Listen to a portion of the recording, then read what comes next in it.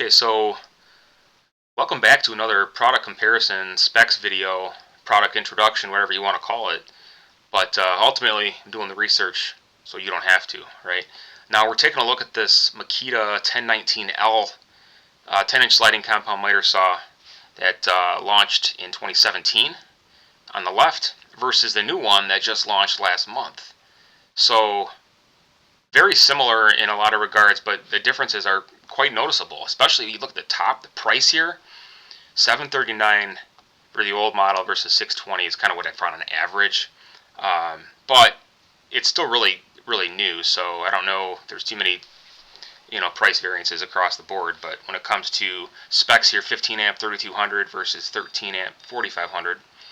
Capacity, not a whole lot difference when it comes to your 90 degrees and 45 degree cuts.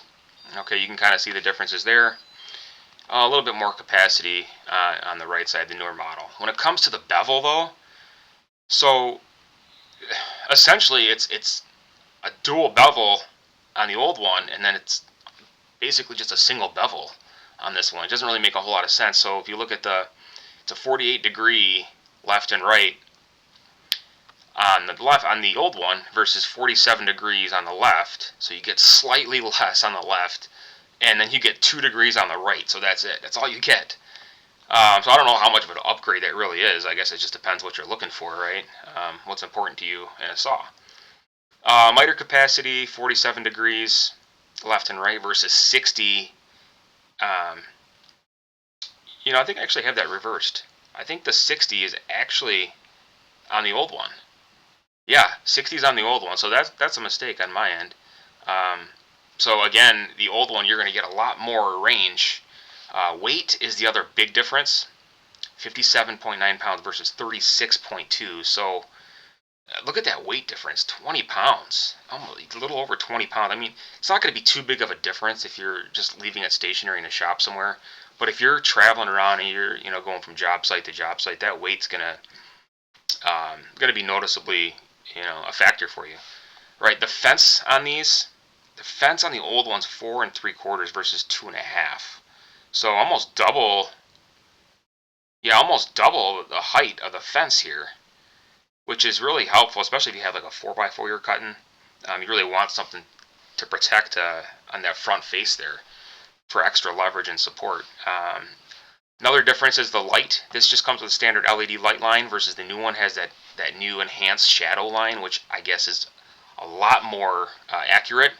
So according to different reviews about that specific feature.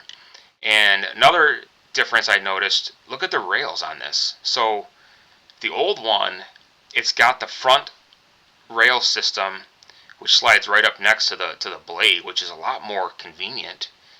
And it's got the front bevel lock as well. So it's easy if you're sitting on a table and you don't need a whole lot of clearance from the back of the saw to the wall. Whereas the new one, and a lot of them are like this, they just take up so much space, and it can be kind of an inconvenience depending on your situation, your setup. There's no extension wings on the old one. They just kind of come standard, I guess, in stationary like that.